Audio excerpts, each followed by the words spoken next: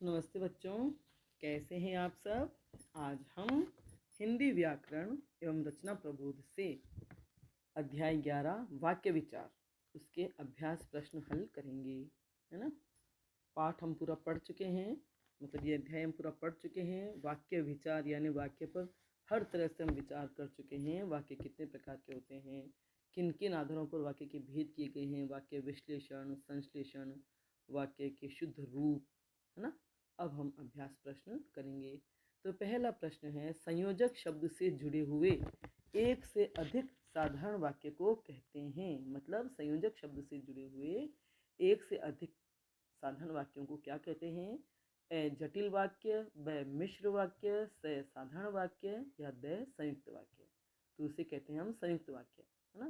साधारण वाक्य किसे कहते हैं, जिसमें एक उद्देश्य और एक विधेय होता है, एक कर्ता और एक क्रिया होती है। मतलब एक कर्ता होती है और उसके अलावा जो शेष भाग होता है उसे हम विधेय कहते हैं और कर्ता को उद्देश्य कहते हैं।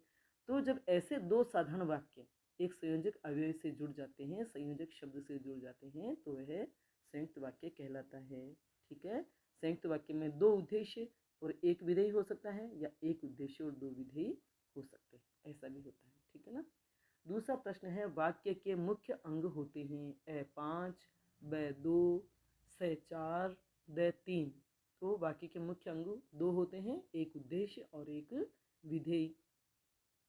तो उद्देश्य जो वाक्य का कर्ता वाला हिस्सा होता है या जिसमें केवल कर्ता होता है वह उद्देश्य कहलाता है, और बाकी जो वाक्य का भाग होता है वह विधेय कहलाता है। प्रश्न नंबर 3, अर्थ के आधार पर वाक्य के कितने भेद होते हैं। अर्थ के आधार पर वाक्य के 8 भेद होते हैं। नाम ए 3, ब 5, से 8 और द 7, है ना। तो अर्थ के आधार पर वाक्य के 8 भेद होते हैं। नाम भी बता दूं मैं, जैसे पहला विधानवाचक, दूसरा निषेधार्थक, तीसरा प्रश्नार्थक, आज्ञावाचक, फिर पांचवा विस्मयादिबोधक, छठा इच्छार्थक या इच्छावाचक, सातवां संभावनार्थक या संदेहवाचक और आठवां संकेतार्थक। तो इस तरह से अर्थ के आधार पर ये 8 प्रकार के वाक्य होते हैं। अगला प्रश्न है चौथा, अरे यह क्या हो गया, कौन सा वाक्य है ना। ये जो हमने अभी पढ़े अर्थ के आधार पर, उसी का एक वाक्य का भेद। ए निषेधात्मक, ब प्रश्नवाचक, से आज्ञावाचक, द विस्मयादिबोधक। ये है अरे यह क्या हो गया, ये वाक्य है विस्मयादिबोधक, है ना। इसमें तो विस्मय का भाव है, लेकिन इसमें हर्ष, खुशी, दुख, आश्चर्य सभी भाव वाले वाक्य विस्मयादिबोधक वाक्य की श्रेणी में आते हैं। और ये जो अर्थ के आधार पर वाक्य है, उनके जो भेद बताए हैं उन सब से ही उनका अर्थ पता पड़ रहा है और उसके अनुसार वो वाक्य होते हैं। अगला पांचवा प्रश्न है, वाक्य किसे कहते हैं। तो वाक्य किसे कहते हैं, मतलब जिस शब्द समूह से, शब्दों का ऐसा समूह है जिससे वक्ता या लेखक, जो वह बोलने वाला होता है, वक्ता माने बोलने वाला, लेखक माने लिखने वाला, तो जिस शब्द समूह से वक्ता या लेखक का पूर्ण अभिप्राय श्रोता या पाठक को पूरी तरह से समझ में आ जाए, वह वाक्य कहलाता है।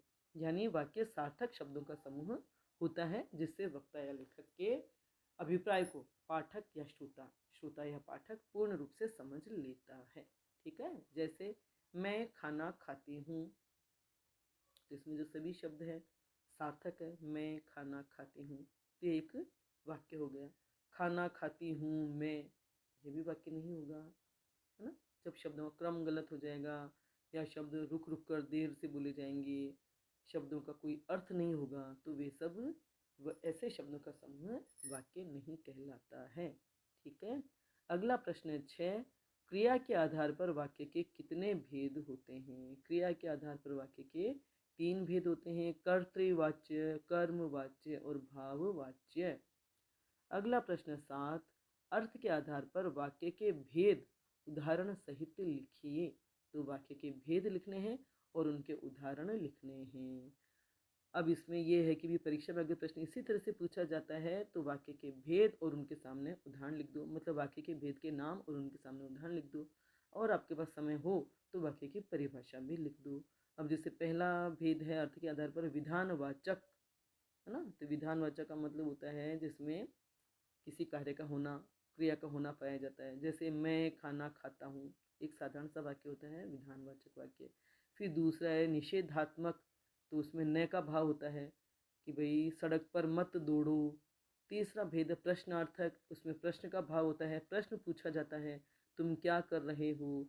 चौथा आज्ञावाचक, जिस वाक्य में आज्ञा दी जाती है या आज्ञा का बोध कराने वाला वाक्य होता है, अलका खाना बनाओ।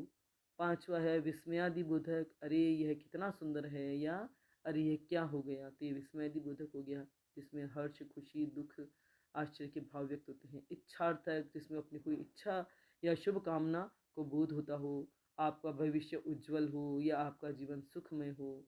एक है सातवां भेद है संभावनार्थक या संदेहवाचक, जिसमें संभावना या संदेह का बोध होता है। जैसे हो सकता है कल तक वह ठीक हो जाए, तो इसमें एक संभावना की जा रही है कि भी उसका स्वास्थ्य आज ठीक नहीं है, लेकिन हो सकता है कल तक वह ठीक हो जाए। फिर आठवां है संकेतार्थक वाक्य। जैसे तो इसमें संकेत होता है किसी एक घटना के बाद दूसरी घटना या एक क्रिया के बाद दूसरी क्रिया होने का, कि तुम आओ तो मैं चलूँ, या तुम आओगे तो मैं चलूँगा, ऐसे, या तुम आओगे तो मैं जाऊँगा। तो इससे से ये संकेतार्थक वाक्य हुआ। ठीक है, समझ में आ गए। आठवां प्रश्न है संयुक्त वाक्य किसे कहते हैं, उदाहरण सहित लिखिए। तो संयुक्त वाक्य वह होता है जिसमें दो या दो से अधिक साधारण वाक्य किसी संयोजक शब्द से जुड़े हों। और संयोजक शब्द क्या होते हैं, तथा, एवं, और, या, अथवा, परंतु, लेकिन आदि। तो जिस वाक्य में दो, मतलब ऐसे तो वाक्य होते हैं जो संयोजक शब्द से जुड़े होते हों, जैसे सीता खाना खा रही है और गीता पढ़ाई कर रही है, ये तो हो गया ऐसे संयोजक शब्द से जुड़ा हुआ। और ऐसे वाक्य, एक ही वाक्य होता है लेकिन जिसमें दो उद्देश्य और एक विधेय भी हो सकता है, और एक उद्देश्य और दो विधेय भी हो सकते हैं, ऐसे जो वाक्य होते हैं वे भी संयुक्त वाक्य हो जाते हैं, क्योंकि उनसे हम दो वाक्य बना लेते हैं, एक उद्देश्य और विधेय और दूसरा उद्देश्य और विधेय। जैसे सीता और गीता खाना खा रही है, तो इसमें दो उद्देश्य और एक विधेय है, दो करता है ना, सीता और गीता, और क्रिया खाना खा रही है, तो सीता खाना खा रही है और गीता भी खाना खा रही है, इससे हम संयुक्त वाक्य बना लेंगे। और ऐसे दो उद्देश्य और एक विधेय है, तो यह भी संयुक्त वाक्य की श्रेणी में आ जाएगा।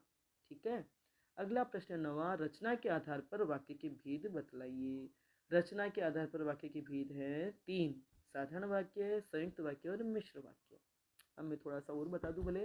साधारण वाक्य जिसमें एक उद्देश्य और एक विधेय होता है या एक कर्ता और एक क्रिया होती है। संयुक्त वाक्य में दो साधारण वाक्य जो संयोजक शब्द से जुड़े होते हैं वह संयुक्त वाक्य कहलाते हैं। ठीक है, जिनमें दो उद्देश्य और एक विधेय भी हो वे भी संयुक्त वाक्य कहलाते हैं। और तीसरा है मिश्र वाक्य, इसमें एक प्रधान उपवाक्य और उसके साथ अन्य आश्रित उपवाक्य हो, मतलब एक प्रधान उपवाक्य हो और एक या एक से अधिक आश्रित उपवाक्य हो, और इन उपवाक्यों को जोड़ने का काम समुच्चय बोधक अव्यय करते हैं, वे मिश्र वाक्य कहलाते हैं। जी, ये समुच्चय बोधक अव्यय कौन से होते हैं, चूंकि, क्योंकि, जब, तब, यदि, तो, ताकि, ऐसे। जैसे वे मेरे घर आएंगे क्योंकि उन्हें अजमेर घूमना है, तो इसमें वे मेरे घर आएंगे यह मुख्य या प्रधान उपवाक्य हो गया, और क्योंकि उन्हें अजमेर घूमना है, क्योंकि समुच्चय बोधक अव्यय हो गया, और उन्हें अजमेर घूमना है यह है आश्रित उपवाक्य हो गया। और जैसे एक वाक्य और देख लीजिए, गांधी जी ने कहा कि सदा सत्य बोलो, तो ये गांधी जी ने कहा यह मुख्य उपवाक्य या प्रधान उपवाक्य हो गया कि वो संयोजक अव्यय हो गया, समुच्चय बोधक अव्यय, और सदा सत्य बोलो ये आश्रित उपवाक्य हो गया। प्रश्न नंबर 10 है वाक्य विश्लेषण को उदाहरण सहित विस्तार से लिखिए। तो आपको ये बहुत ही अच्छे से समझाया है, वीडियो वापस देखिए, सुनिए और वाक्य विश्लेषण कीजिए। इसमें वाक्य का जैसे पूरा पोस्टमार्टम हो जाता है, उसमें कर्ता, क्रिया, कर्म, पूरक शब्द, उनका कर्ता और कर्म, क्रिया का विस्तार, है ना, कर्ता, कर्म, क्रिया के बारे में और ज़्यादा जानकारी देने वाले जो शब्द होते हैं वे उन सब को अलग अलग छटनी करके इनको अलग किए जाते हैं, तो ये कहलाता है वाक्य विश्लेषण। और वाक्य संश्लेषण में जो टुकड़े टुकड़ों में या छोटे छोटे वाक्य होते हैं, छोटे छोटे टुकड़े होते हैं, उनको एक वाक्य में परिवर्तित किया जाता है या उनका एक वाक्य बनाया जाता है, वह कहलाता है वाक्य संश्लेषण। ठीक है, प्रश्न आपको सब समझ में आ गए होंगे। वीडियो पसंद आया हो तो लाइक करें, अपने दोस्तों के साथ शेयर करें, बेल आइकन भी अवश्य टच करें, ताकि जब भी मैं वीडियो बनाऊंगी उसकी सूचना आपको तत्काल मिल जाएगी। धन्यवाद।